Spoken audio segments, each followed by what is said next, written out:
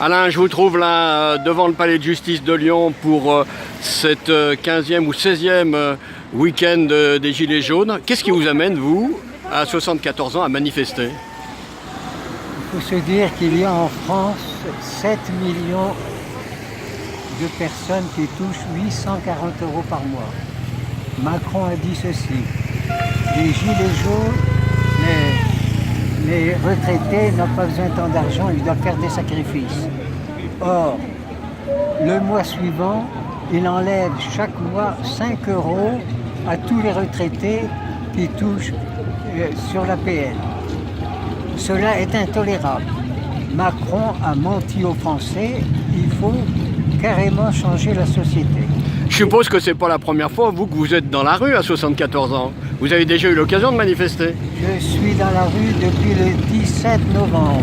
Ouais. Et tous les samedis, je suis présent pour montrer que la lutte sera dure, longue et difficile tant que Macron ne démissionnera pas.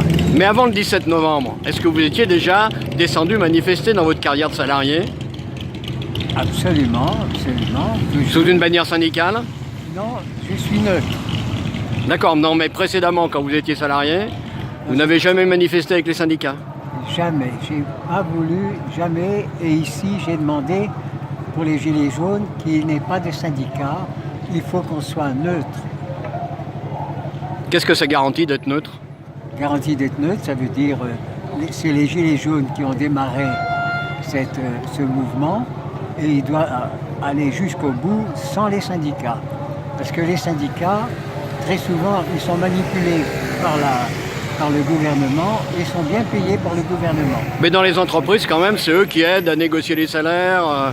Et effectivement, oui, mais ça, pour les salaires, c'est tout à fait différent. Mais là, maintenant qu'on veut changer la société, les syndicats ne sont pas bien d'accord.